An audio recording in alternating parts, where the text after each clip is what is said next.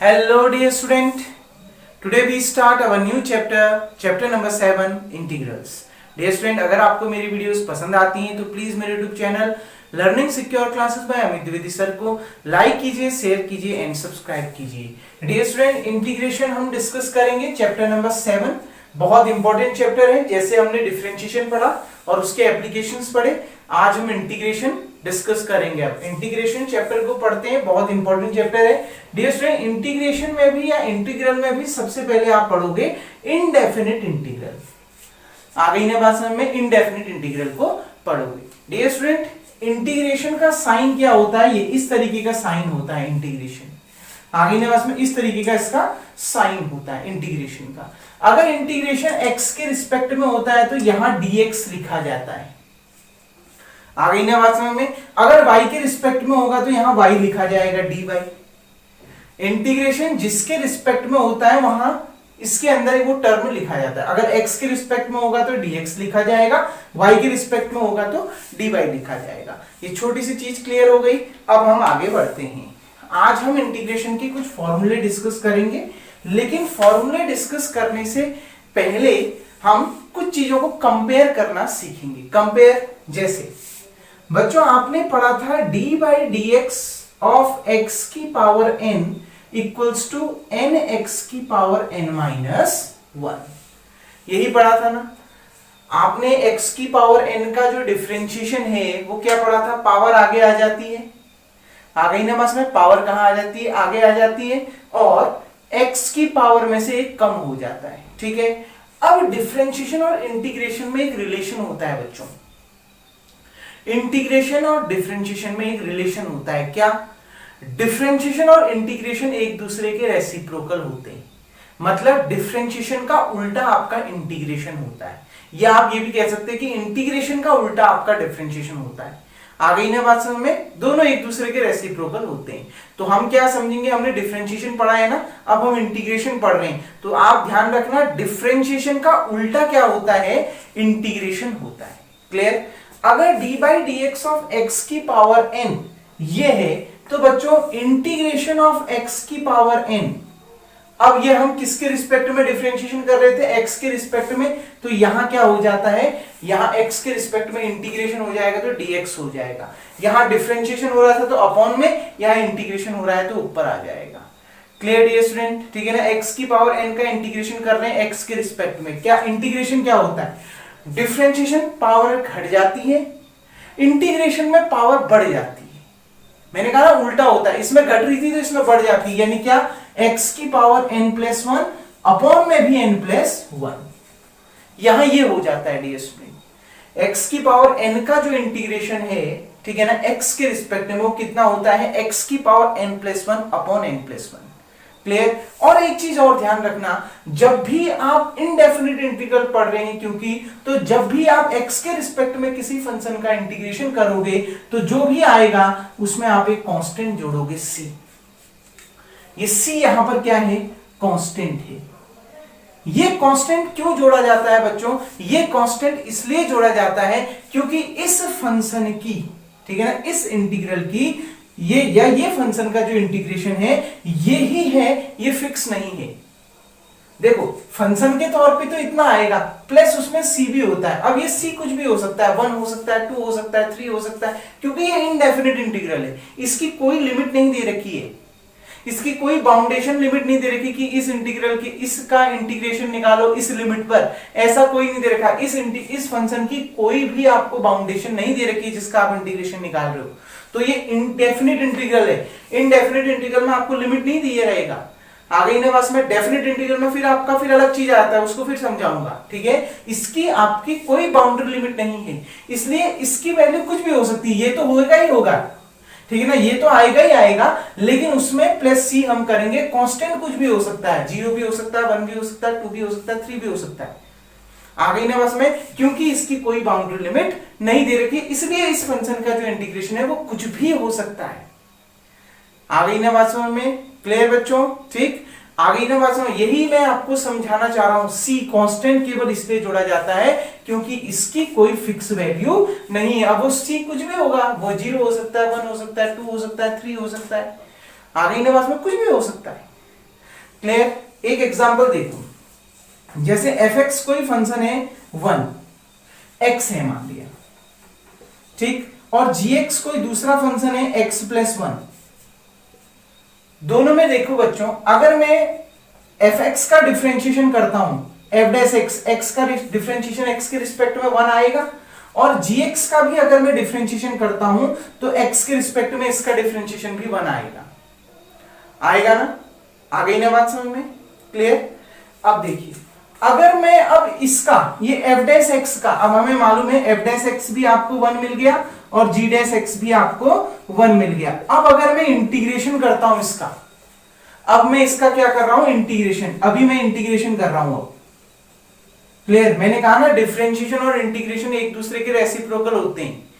अगर ये differentiation f dash x है तो इसका इंटीग्रेशन fx हो जाएगा, ये डिफरेंशिएशन कैंसिल हो जाएगा क्योंकि उल्टे होते हैं। डिफरेंशिएशन और इंटीग्रेशन अगर एक दूसरे के रेसिप्रोकल होंगे तो ये डिफरेंशिएट फंक्शन है ना, इसका आप इंटीग्रेशन x के रिस्पेक्ट में करोगे तो डिफरेंशिएशन और इंटीग्रेशन कैंसिल हो जाएंगे, केवल बच जाएगा fx। ध्यान रखना, ये आगे सिखाऊंगा, अभी तो खाली एक एग्जांपल बता रहा हूं, ठीक है? अभी बस ऐसे ही समझना है कि ये c क्यों जोड़ा जाता है। देखिए f dash x equals to 1 है तो इसका इंटीग्रेशन करा, f डैश x का इंटीग्रेशन fx होता है। 1 का इंटीग्रेशन क्या होता है बच्चों? 1 को मैं x की पावर 0 लिख सकता हूं, किसी की भी पावर 0 1 होती है ना, आ गई ना बात में? तो x की पावर 0 लिख सकता हूं। अब इसका इंटीग्रेशन करो तो x के रिस्पेक्ट में, ये है फॉर्मूला, अभी बता रखा है ना, x की पावर n प्लस 1 यानी 0 प्लस 1 अपॉन में भी 0 प्लस 1। आ गई ना बात में? अभी कांस्टेंट मत जोड़ो, ठीक है ना? अभी मैं एक एग्जांपल बता रहा हूं, 0 प्लस 1 कितना हो गया x और अपॉन में कितना आ गया 1। आ गई ना बात में? मतलब f डैश x का इंटीग्रेशन कितना आ गया, f डैश x का इंटीग्रेशन fx और 1 का इंटीग्रेशन कितना आ गया x। Clear? Similarly g dash x का इंटीग्रेशन क्या आ जाएगा, gx, और 1 का इंटीग्रेशन कितना आ जाएगा, x। अब देखो तो क्या जब ये फंक्शन हमने शुरू में इसका डिफरेंशिएशन किया था, क्या ये फंक्शन यही था? fx तो x था बिल्कुल, लेकिन बच्चों gx तो x प्लस 1 था। gx कितना था, x प्लस 1, जबकि यहां आ कितना रहा है gx, x। यहां gx कितना आ रहा है, x, जबकि आना कितना चाहिए था, x प्लस 1। आ गई ना बात में? इसलिए हम जब भी किसी फंक्शन का इंटीग्रेशन करते हैं तो क्या जोड़ते हैं, कांस्टेंट जोड़ते हैं, क्योंकि उस कांस्टेंट की वैल्यू कुछ भी हो सकती है। देखो इस वाले केस में कांस्टेंट c 0 था, इस वाले केस में कांस्टेंट c 1 था। अगर मैं कांस्टेंट ना लगाऊं तो दोनों की वैल्यू सेम हो जा रही है, जो कि गलत है क्योंकि फंक्शन अलग अलग थे ना दोनों। आ गई ना बात में? इसलिए जब भी आप किसी फंक्शन का इंटीग्रेशन करते हैं तो उसमें कांस्टेंट जोड़ना जरूरी होता है। अगर वो इनडेफिनिट इंटीग्रल है, उसकी कोई लिमिट नहीं है, अगर उसकी लिमिट दी रहती है तो ये इवैल्यूएट होता है उस समय। अब वो कैसे होता है उसको बाद में पढ़ेंगे, हम अभी इनडेफिनिट इंटीग्रल पढ़ रहे हैं। तो जब भी इनडेफिनिट इंटीग्रल की बात हो रही है, जो भी जिसमें लिमिट नहीं दी रहेगी उसमें कांस्टेंट जुड़ता है, ध्यान रखना। लिमिट दी होगी तो यहां पर कुछ दे देगा, ये 1 to 2 ऐसे। क्लियर बच्चों? अगर लिमिट नहीं दी रहेगी तो हमेशा ध्यान रखना, जब भी आप किसी फंक्शन का इंटीग्रल निकालोगे तो उसमें कांस्टेंट जुड़ता है c। क्लियर? ये कांस्टेंट क्यों जोड़ा जाता है बता दिया, क्योंकि इसका इंटीग्रेशन कुछ भी हो सकता है, ये तो होगा ही होगा, इसके साथ कांस्टेंट कुछ भी हो सकता है, इसकी इनफाइनाइट वैल्यू हो सकती है, 0 1 2 3 कुछ भी हो सकता है। इसलिए हम इसमें कांस्टेंट जोड़ते हैं, क्योंकि इस इंटीग्रल का जो इस फंक्शन का जो इंटीग्रेशन है वो इनफाइनाइट कुछ भी हो सकता है, इसलिए हम इसमें कांस्टेंट जोड़ते हैं। अगर इसकी लिमिट दी रहती तो इसका जो इंटीग्रेशन होता वो फिक्स होता, क्योंकि इसकी लिमिट नहीं दी है तो इसका इंटीग्रेशन कुछ भी हो सकता है, इसके साथ कांस्टेंट में कुछ भी आ सकता है, इसलिए हम c जोड़ते हैं। एग्जांपल मैंने आपको समझा दिया। अगर मैं c नहीं जोड़ता तो देखो, जब मैं इसका इंटीग्रेशन कर रहा था दोनों केस में x निकल रहा था, जबकि ऊपर फंक्शन fx में c 0 था और नीचे c 1 था।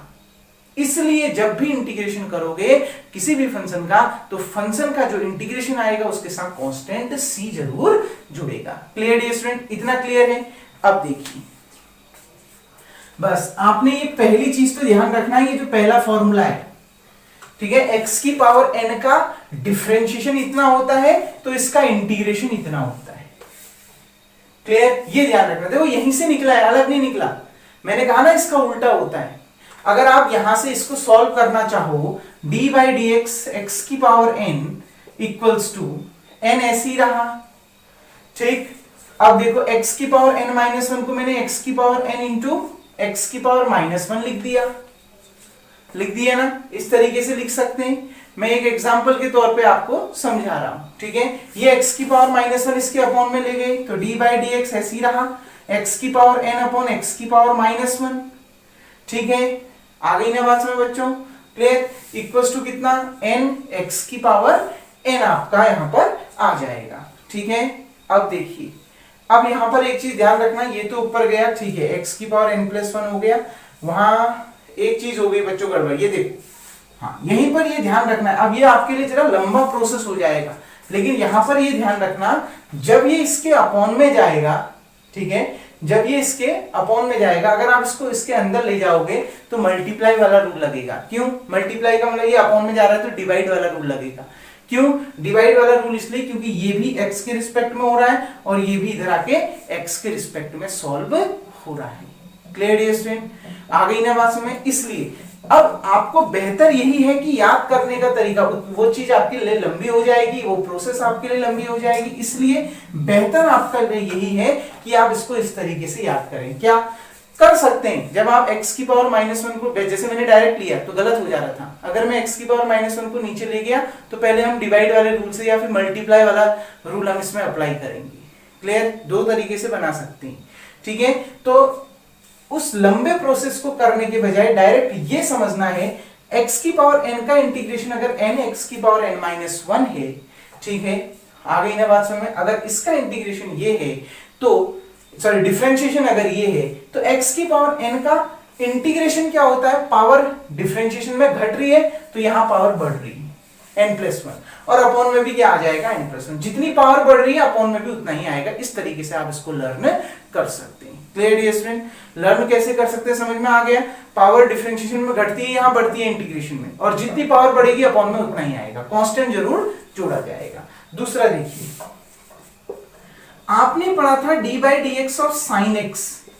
बच्चों d by d x of sine x कितना होता है, आपने पढ़ा था d by d x of sine x कितना होता है, cos x। तो देखिए इंटीग्रेशन ऑफ, जब साइन एक्स का डिफरेंशिएशन cos x होता है तो इसका क्या, इसका इंटीग्रेशन कितना होगा, cos x का इंटीग्रेशन कितना होगा बच्चों, साइन x का डिफरेंशिएशन cos x होता है तो cos x का इंटीग्रेशन कितना होगा, sin x होगा। उल्टा होता है कहा ना मैंने, sin x का डिफरेंशिएशन क्या था, cos x, मतलब cos x का इंटीग्रेशन क्या होगा, sin x। आ गई ना बात में, cos x का इंटीग्रेशन, ये d बाई डी एक्स इधर गया तो हो क्या जाएगा, ये d बाई डी एक्स यहां मल्टीप्लाई में है ना, उधर जाके डिवाइड में, तो क्या हो जाएगा, sin x equals to 1 upon d by d x cos x। ये जो 1 upon d by d x है ना बच्चों, यही होता है इंटीग्रेशन। ये x के रिस्पेक्ट में हो रहा है तो इंटीग्रेशन dx लग जाता है, इसी का मतलब होता है इंटीग्रेशन। क्लियर, ये समझना आप लोग, ठीक है। तो वही चीज हो रही है यहां पर, ध्यान से समझना, d by d x of sine x अगर cos x है तो इस cos x का इंटीग्रेशन क्या होगा, sin x, लेकिन इसके साथ कांस्टेंट भी आता है। क्यों आता है मैंने समझा दिया। तीसरा, d by d x of cos x बच्चों, cos x का डिफरेंशिएशन माइनस साइन x होता है ना, आ गई ना बात समझ में। तो इस साइन x का इंटीग्रेशन क्या हो जाएगा, ये माइनस इसके साथ ले लीजिए, कितना आ जाएगा, माइनस cos x। तो ध्यान रखना बच्चों, देखिए साइन x का इंटीग्रेशन क्या हो जाता है, माइनस cos x। अगर आपको डिफरेंशिएशन याद है तो इंटीग्रेशन लर्न करने में आपको कोई प्रॉब्लम नहीं होगी। d by d x of cos x minus sine x होता है ना, तो साइन x का इंटीग्रेशन क्या होता है, cos x, लेकिन यहां माइनस भी है तो उसके साथ माइनस भी आ जाएगा, minus cos x plus c जोड़ना जरूरी है। Clear dear student. अब देखिए फोर्थ, अगर d by d x of 10x आपका क्या होता है, sec स्क्वायर x होता है बच्चों, तो sec स्क्वायर x का इंटीग्रेशन क्या होता है, 10x होता है। आ गई ना बस में, sec स्क्वायर x का x के रिस्पेक्ट में इंटीग्रेशन क्या होगा, 10x होगा, क्योंकि डिफरेंशिएशन और इंटीग्रेशन एक दूसरे के रेसिप्रोकल होते हैं। अगर 10x का sec स्क्वायर x है तो sec स्क्वायर x का इंटीग्रेशन क्या होगा, 10x होगा, लेकिन कांस्टेंट जरूर जुड़ेगा, ये ध्यान रखना, कांस्टेंट सबके साथ जुड़ेगा। क्लियर। फिफ्थ, अगर sec x का डिफरेंशिएशन sec x 10x है, sec x 10x है बच्चों। तो देखिए इस sec x 10x का इंटीग्रेशन क्या हो जाएगा, sec x 10x का इंटीग्रेशन क्या हो जाएगा, sec x हो जाएगा। ये सारी चीजें आपने पढ़ रखी हैं, बस उसी का उल्टा पढ़ रहे हैं, तभी दोनों चीज साथ पढ़ा रहा हूं। sec x का डिफरेंशिएशन sec x 10x होता है, तो sec x 10x का इंटीग्रेशन क्या होता है, sec x होता है। क्लियर आ गई ना बात में, इसका इंटीग्रेशन ये हो जाएगा, बस उसके साथ कांस्टेंट जोड़ते जाना। Sixth, d by d x cot x. बच्चों कॉट एक्स का डिफरेंशिएशन आपने पढ़ा है, कॉट एक्स का differentiation minus cosec square x होता है, तो वही चीज यहां पर भी है। इस कॉसेक स्क्वायर एक्स का इंटीग्रेशन कितना हो जाएगा, कॉसेक स्क्वायर एक्स का इंटीग्रेशन कितना हो जाएगा, कॉट एक्स, यहां माइनस है तो कॉट एक्स के साथ माइनस भी आ जाएगा, माइनस कॉट एक्स प्लस सी। क्लियर, देखो कॉट एक्स का डिफरेंशिएशन है माइनस कॉसेक स्क्वायर एक्स, तो इस कॉसेक स्क्वायर एक्स का इंटीग्रेशन क्या आ जाएगा, माइनस कॉट एक्स प्लस सी, सी भी आएगा। बस यहां डिफरेंशिएशन है तो इंटीग्रेशन यहां से लिया जाएगा। इसका डिफरेंशिएशन अगर ये है तो कॉसेक स्क्वायर एक्स का इंटीग्रेशन कॉट एक्स होगा, बस उसके साथ माइनस भी आ जाएगा। Clear. Seventh, d by d x of cosec x कितना होता है, minus cosec x cot x, यही होता है ना बच्चों। ठीक है, तो देखिए integration of cosec x cot x dx क्या हो जाएगा, इसका इंटीग्रेशन कितना, कॉसेक एक्स, बस उसके साथ माइनस भी आ जाएगा। ये जो माइनस यहां है ये माइनस अब यहां आ जाएगा, कितना आ जाएगा, माइनस कॉसेक एक्स प्लस कितना, सी। क्लियर डियर स्टूडेंट, आ गई ना बात समझ में। सबसे पहले वीडियो को पॉज करके बच्चों आप लोग इतना उतार लेंगे। नाउ डियर स्टूडेंट देखिए, अब हम 8th फॉर्मूले की ओर बढ़ते हैं। जैसे d by d x of e की पावर x कितना था, e की पावर x था, तो सिमिलरली इंटीग्रेशन ऑफ इसका इंटीग्रेशन e की पावर x किसके रिस्पेक्ट में, डिफरेंशिएशन अगर x के रिस्पेक्ट में कर रहे हो तो इंटीग्रेशन भी x के रिस्पेक्ट में, इसका इंटीग्रेशन भी यही आएगा, क्या है, e की पावर x, बस उसके साथ कांस्टेंट जुड़ जाएगा c। क्लियर। सिमिलरली देखो d by d x of log x, log x का डिफरेंशिएशन आपने पढ़ा था 1 अपॉन x, तो यहां भी वही चीज log x का 1 अपॉन x आया ना, तो अब 1 अपॉन x का इंटीग्रेशन आप पढ़ोगे, 1 अपॉन x का इंटीग्रेशन क्या पढ़ोगे, 1 अपॉन x का इंटीग्रेशन क्या आ जाएगा, ये कितना, log x, उसके साथ c जुड़ जाएगा। आ रही है ना बात समझ में। अगर आपको डिफरेंशिएशन याद है तो इंटीग्रेशन बहुत आसानी से याद हो जाएंगे। log x का डिफरेंशिएशन 1 अपॉन x है, तो 1 अपॉन x का इंटीग्रेशन log x है। क्लियर, बस उसका उल्टा। 10वां देखिए, d बाई डी एक्स ए की पावर x आपने पढ़ा था, a की power x log a।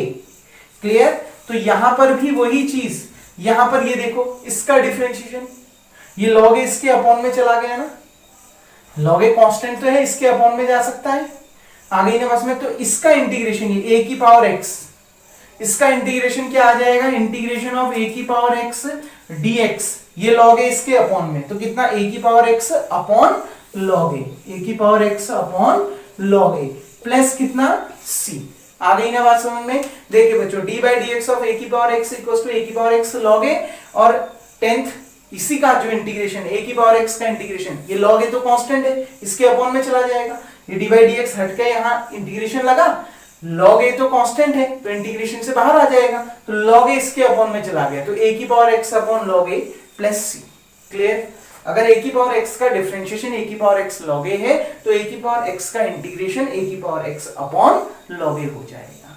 Clear, कोई डाउट डियर स्टूडेंट। अब देखिए बस मेनली अभी आपने यही फॉर्मूले ध्यान रखने, आ गई ना बस में। अब मैं आपको 2-4 एग्जांपल बता के फिर हम जो अगली वीडियो है उसमें एक्सरसाइज को स्टार्ट करेंगे। पहले आप इतना नोट कर लीजिएगा डियर स्टूडेंट। देखिए अब मैं आपको कुछ एग्जांपल बताता हूं। जैसे एग्जांपल में नॉर्मल सी चीजें हैं कि x की पावर 2, x की पावर 3, इसका इंटीग्रेशन कैसे करेंगे। जैसे x की पावर 2 का इंटीग्रेशन करना है, मैंने कहा डिफरेंशिएशन में पावर घटती है, इंटीग्रेशन में पावर बढ़ती है, तो क्या हो जाएगा, इसका इंटीग्रेशन x की पावर बढ़ जाएगी, पावर 2 है तो पावर 2 + 1 हो जाएगी, जितनी पावर बढ़ रही है अपॉन में भी उतना ही आ जाएगा, बस ये ध्यान रखना है। पावर बढ़ जाएगी इंटीग्रेशन में, जितनी पावर बढ़ रही है अपॉन में भी उतना ही आ जाएगा, यानी कितना x की पावर 3/3, बस इंटीग्रेशन कर रहे हैं तो क्या जुड़ जाएगा, कांस्टेंट भी जुड़ जाएगा c। क्लियर? एक और एग्जांपल, x की पावर 4 का अगर आप x के रिस्पेक्ट में डिफरेंशिएशन कर रहे हो तो देखो इंटीग्रेशन कर रहे हो ना तो पावर बढ़ जाती है। x की पावर n वाले का इंटीग्रेशन यही तो होता है ना, पावर बढ़ जाती है, तो x की पावर कितना 4 + 1, जितनी पावर आई उतना ही डिनोमिनेटर में भी आ जाता है, जितनी पावर आएगी उतना ही डिनोमिनेटर में भी, ठीक है, बस ऐसे समझना है। प्लस कांस्टेंट c, तो कितना आ गया, x की पावर 5/5 + c। क्लियर? एक और चीज, x की पावर 3 + 1, अगर जैसे इसका इंटीग्रेशन करना है तो इंटीग्रेशन क्या है, प्रॉपर्टी डिस्ट्रीब्यूट हो जाती है, मतलब ये dx इसके साथ भी चला जाएगा, इसके साथ भी, तो इंटीग्रेशन को आप डिस्ट्रीब्यूट कर सकते हो, मतलब क्या लिख सकते हो, इंटीग्रेशन x की पावर 3 dx लिख सकते हो, प्लस, क्योंकि बीच में प्लस का साइन है, इंटीग्रेशन 1 * dx लिख सकते हो। इंटीग्रेशन को डिस्ट्रीब्यूट कर सकते हो अगर बीच में प्लस और माइनस का साइन है तो। आ गई ना बात में, देखो प्लस का साइन है ना, तो integration x³ dx plus integration 1 dx। Clear? dx भी दोनों के साथ चला गया, इंटीग्रेशन भी। क्लियर? अब देखो x की पावर 3 dx, पावर जितनी है, आ गई ना बस में, पावर जितनी है क्या हो जाएगा, वेरिएबल की पावर 1 बढ़ जाएगी, एक पावर बढ़ जाएगी, डिफरेंशिएशन में एक पावर कम होती थी, इसमें एक पावर बढ़ जाती है, तो कितना हो गया, x की पावर 4, अब तो सीधे कर सकते ना, एक बढ़ जाएगी, जितना x की पावर में होगा उतना ही डिनोमिनेटर में भी आएगा, x की पावर 4 आया, अपॉन में भी उतना ही आया 4। क्लियर?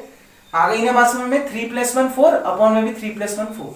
अब देखो वहां 1 का इंटीग्रेशन डिफरेंशिएशन 0 होता था, लेकिन यहां कांस्टेंट का इंटीग्रेशन 0 नहीं होता। आ गई ना मतलब, मैंने एक एग्जांपल शुरू में आपको x की पावर 0 लेके दिया था, 1 को हम x की पावर 0 लिख सकते हैं ना, किसी की भी पावर 0 1 तो होती है। आ गई ना बस में, तो कांस्टेंट का अगर आप x के रिस्पेक्ट में डिफरेंशिएशन करोगे तो x आता है, 1 * dx x आएगा, अगर 2 * dx होता तो कितना आएगा, 2x, 3 * dx होता तो 3x, 4 * dx होता तो 4x। आ रही है ना बात समझ में, बस ये सिंपल ध्यान रखना। और करते कैसे हैं, 1 को मैं x की पावर 0 लिख सकता हूं ना, इंटीग्रेशन क्या होता है, वेरिएबल की पावर में 1 बढ़ जाता है, 0 + 1 उतना ही अपॉन में भी आ जाता है, तो 0 + 1 1, अपॉन में भी 1 + c, तो x + c तो आया, तो वही चीज तो बोल रहा हूं। तो 1 का इंटीग्रेशन होता क्या है, x के रिस्पेक्ट में x आ जाता है, उसमें 0 नहीं होता इंटीग्रेशन।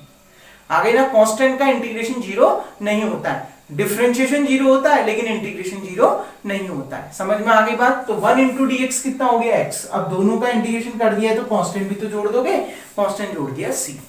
क्लियर बच्चों? आ गई ना बात समझ में। अगर 2 dx होता तो 2 dx को आप 2x लिख सकते थे, 3 dx को 3x लिख सकते थे, 4 dx को 4x लिख सकते थे। क्लियर बच्चों? आ गई ना बात समझ में, कैसे हमने इंटीग्रेशन करना है, समझ में आ गया? ठीक, उम्मीद करता हूं ये एग्जांपल भी आपको समझ में आ गया होगा।